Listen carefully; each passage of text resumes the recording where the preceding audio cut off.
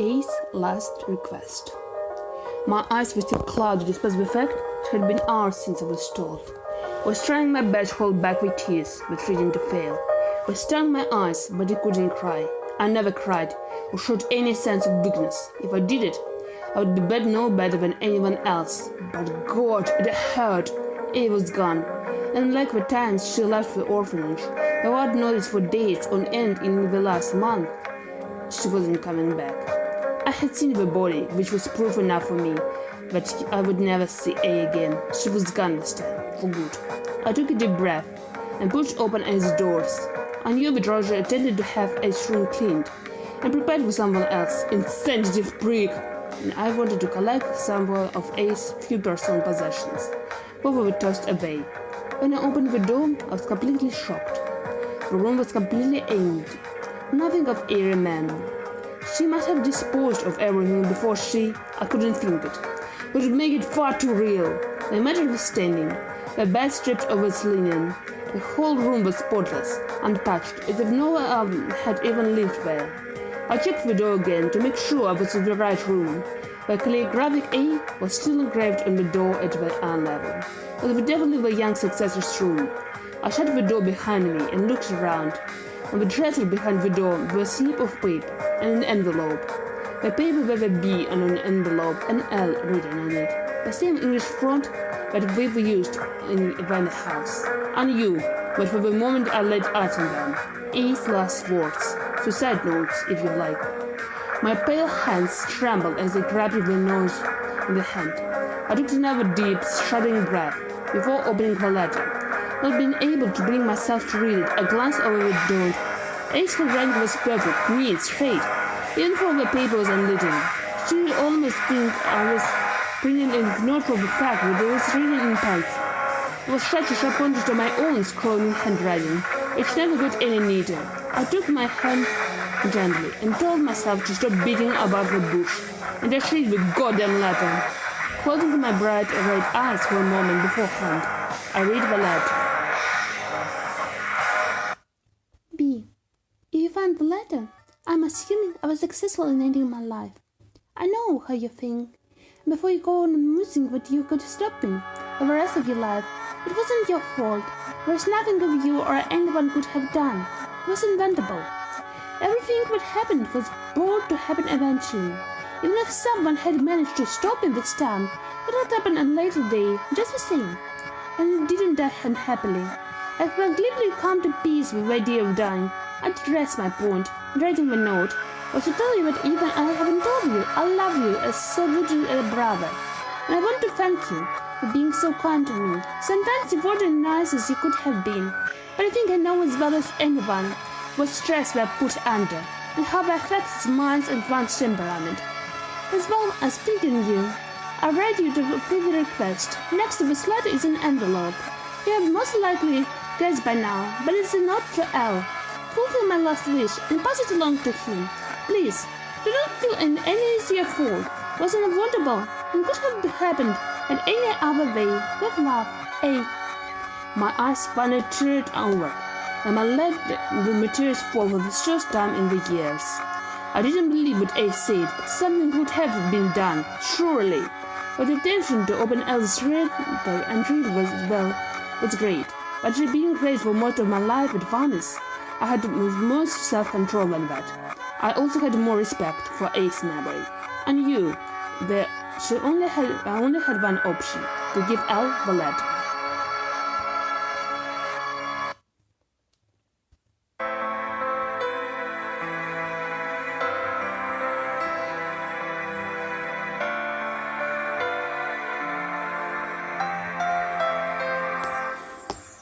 Вот и все, сознание пополам.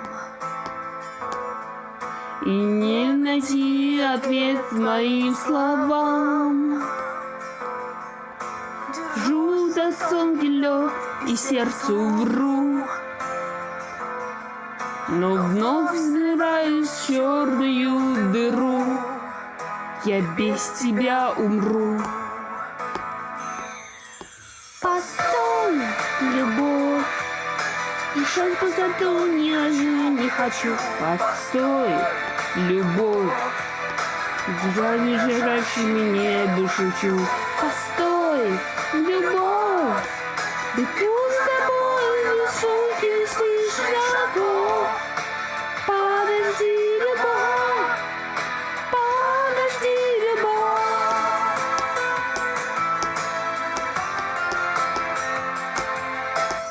Вот и все, минуты как вода. На небо не вернуться никогда. 100 тысяч никогда. Одно зачем? Один вопрос на сотни теорем. Зачем, зачем, зачем? Постой, любовь. Бежать за тобой не хочу, не хочу. Постой, любовь. Уже не дрожащий небо шепчу. Постой, любовь. Бегу за тобой, за звуки бесстыжих шагов. Подожди, любовь. Подожди, любовь. Ну вот и все, не на стекле. Мы люди, мы такие же, как все. Воздуха, взывшему костру. Ты облака, я ветер на ветру. Я без тебя умру. Постой, любовь. Дышать пустотой не хочу, не хочу. Постой, любовь. Жаль не лежащее небо шепчу. Постой, любовь. Бегу за тобой на звуки неслышных шагов. Подожди, любовь. Подожди, любовь. Постой, любовь. Дышать пустотой не хочу, не хочу. Постой, любовь. Жаль не дрожащее небо шепчу. Постой, любовь. Бегу за тобой на звуки неслышных шагов. Подожди, любовь. Подожди, любовь.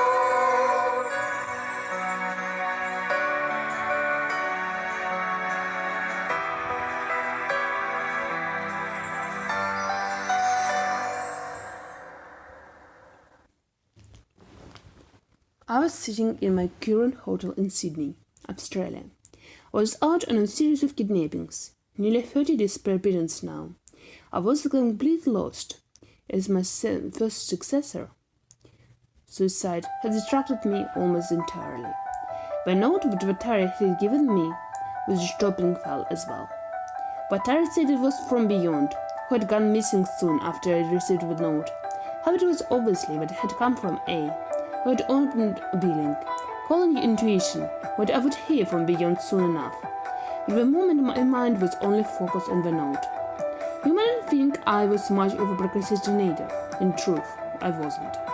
But that note had been sitting for almost a week now. I had known it was a bad idea to put the extra pressure on A, but I never thought it would result in something that drastic. I had seen high hopes for A. I started with my tea, which is more over past to the sugar, and took a sip, gazing at the note out of the corner of my eye. After I had finished the cup, I reasoned. I opened the note as soon as I had emptied the cup. I shook my head. I was getting further and further away from catching the kidnapper. Every minute I had put off opening the note. After I read the note, I knew I was able to focus.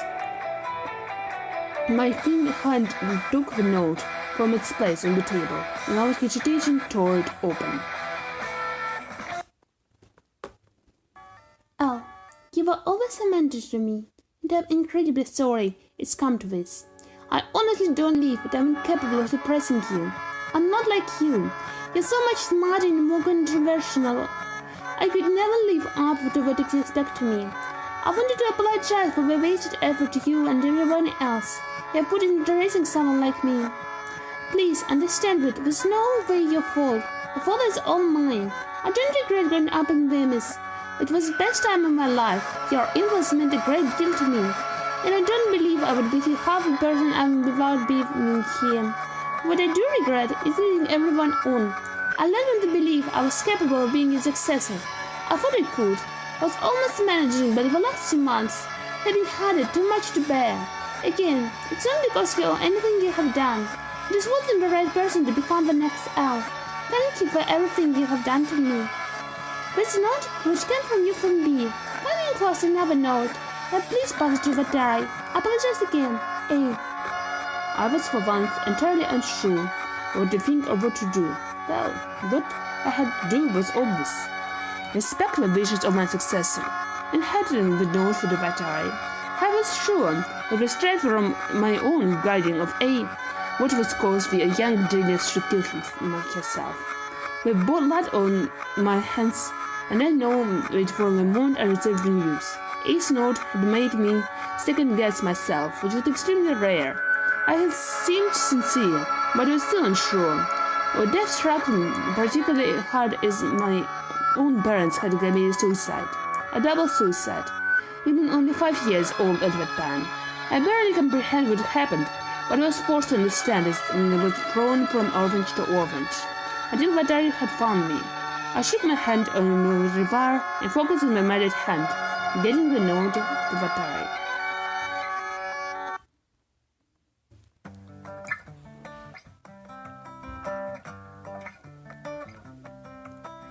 Take my hand, stay Joanne. Heaven's not ready for you. Every part of my ancient heart needs you more than the angels do. Go, where do you think you're going? Where do you think you're going? Going, go. Go, where do you think you're going? Where do you think you're going? Going, go.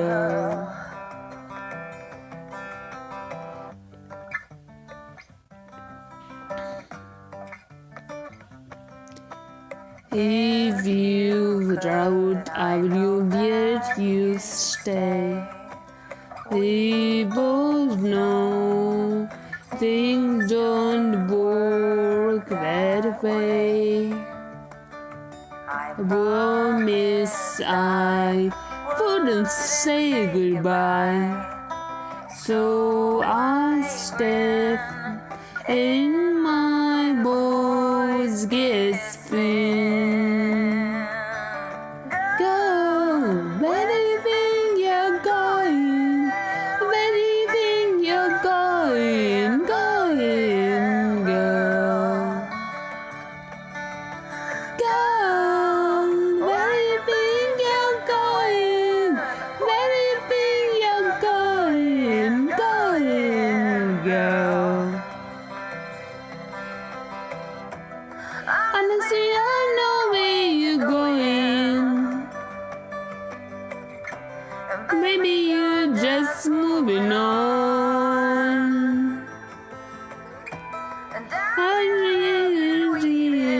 I didn't see you anymore. Can't wait to see you soar.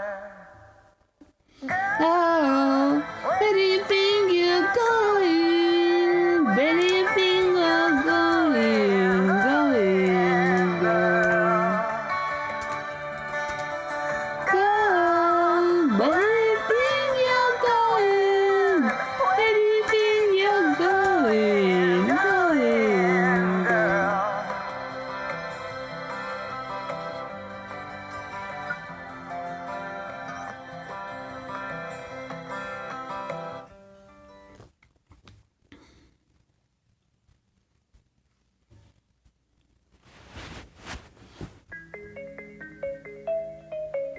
I was shocked when Al handed me the note.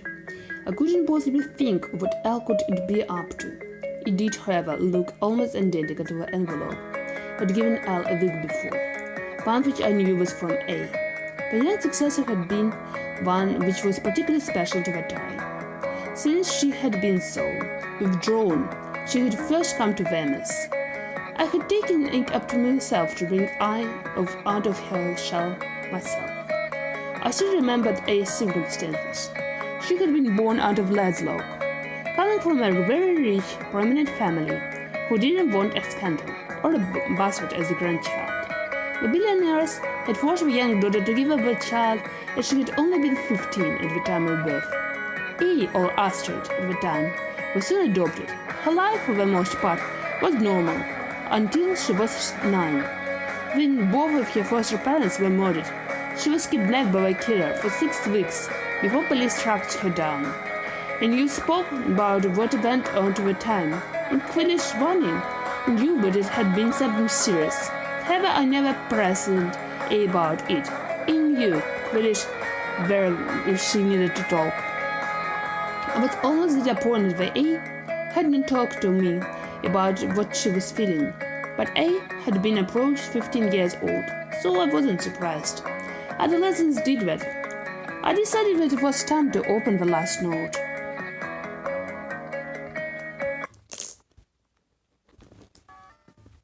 Vatari, I cannot express with words how much you mean to me. When I was a child, you took time to help me discover my own potential. Despite all the other things, someone as busy as you had to do. I want to thank you for that. It means so much to me. That being said, I never did tell you about the way in which I was treated after my parents' death. And I feel as though I owe you that much. It's a little hazy, that it was several years ago, but there was one particular instance that has stayed with me. It was over weeks into my time with the murderer. I'm not sure how to describe how it was. The best explanation I could come along with to this day was that he had split his personality. He was fed, comfortable, and watched TV all day. But sometimes, once a day or so, he had attacked me. With whatever he could find, he shoved the TV remote, chair legs from chairs that he ripped apart. He would hit me until I screamed. He never when he would never stop. Her words felt like ours, until his voice was hoarse, and he could barely move. Even at 9, I knew further abuse. It was only ever inflicted on me once, but it affected me deeply. It would be no stretch to say that it plays a big role in my depths tonight.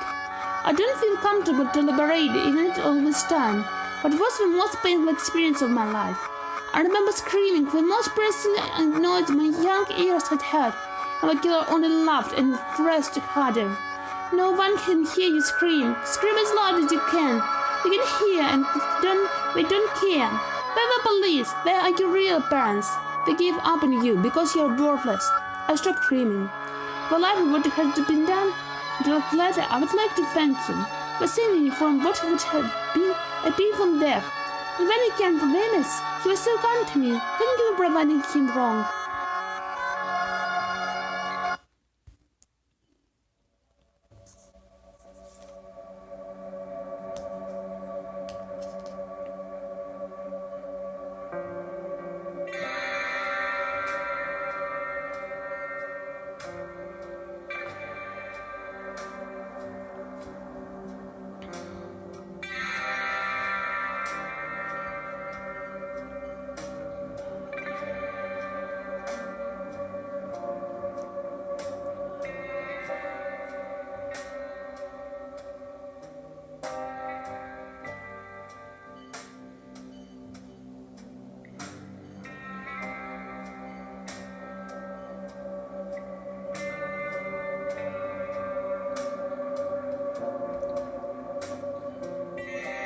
Running onward and onward I go, but no man before be power to go. See under my shoes are short of a holes, and it's downhill with a bullet. This is rambling and rowing, has taken its course. grazing with the dinosaurs and the dear old horses and the still crab, and the great hole forces me down my soapbox, my pulpit. The theater ceiling, a silver star strangle, and the coins on my pocket go jingle. Jingle, do you love me? You love me. Do you love me? Do you love me?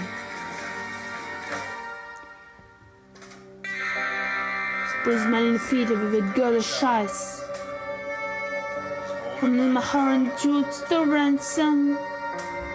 Scream with death, with crassle claw, and a sickly voice calling me handsome.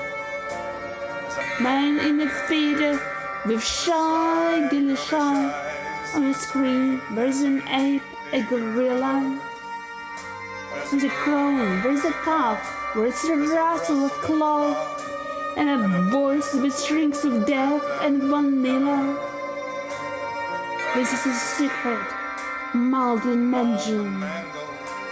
The coins in my pocket go jingle, jingle. Do you love me? Do you love me? Do you love me? Do you love me? Both in the ceiling, I painted blood. The lights go down and red curtains come apart. The air is full of smoke, and dialogue I know by heart. The coins in my pocket jingle, jingle. As the screen cracked and popped, and the clock on my butthole was down and stopped, and my handsome little body only dropped, and my trousers right down to my ankles. It's onward and upward, and I'm off to find love. Do you love me? If you do, I'm thankful. Thankful you love me. Do you love me? Do you love me? Do you love me? Citizen over, squatted by the river. It gives life, but it takes away my youth. There comes a time we just cannot deliver. This is a fact. This is stone cold truth. Do you love me?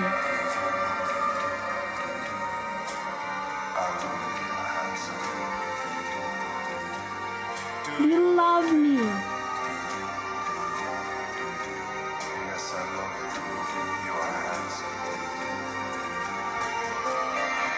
Mr. Cox, where's my youth? Vanilla breath and handsome apes with girlish eyes. Misfit roam between truth and untruth. Memories will become monstrous lies. So onward and onward and onward I go. Onward and upward, and I'm off to find love. With blue black bracelets on my breast, my ankles.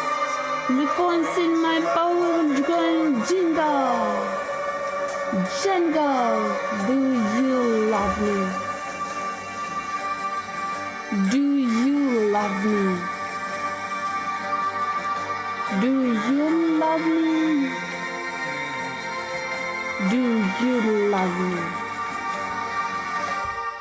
Do you love me? I'd like to ask you to pass along a letter to someone else, but there is no one. I guess this is the last letter I write today. I was worth the effort you put into me, but I would like to thank you anyway you along with B and L made a miserable life a little bit more bearable. I hate to eat and set you the bird spring note. There's really nothing else I need to say. Tough love. A.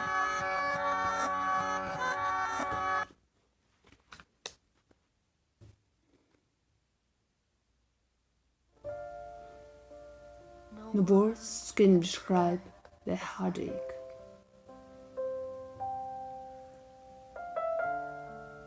Words of comfort one can say.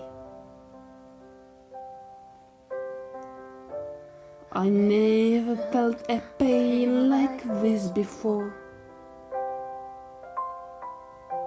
A piece of my heart died with you. But I guess heaven needed you more. I can't understand exactly what for. Let me dry my seed to lesson to be learned. Why did my baby come to earth and then so quickly return? But I gotta get up overflow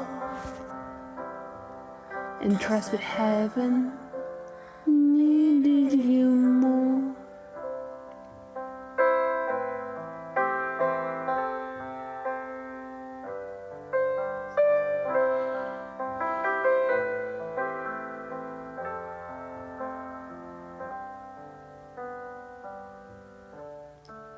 I came home to an empty nursery.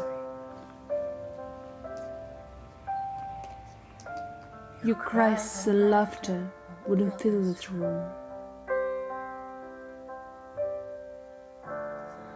This was not the way I planned it. Oh Lord, I'm needing comfort from you. But I guess heaven needed you more.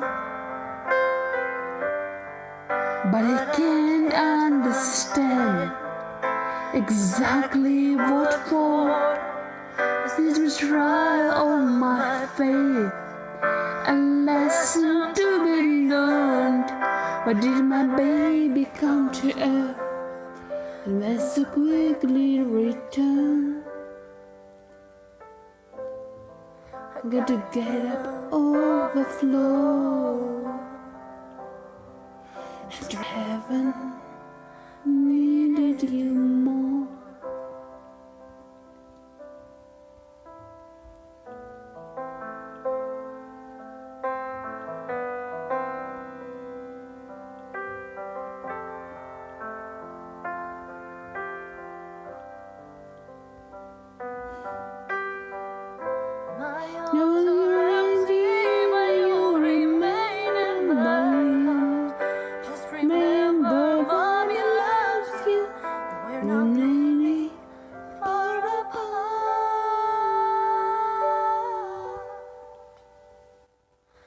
But it's heaven needed you more. And I'm starting to understand exactly what for. It's been a trial of my faith. So many lessons have been learned. Yes, my baby come to and then so quickly return. I am up overflow. No, but heaven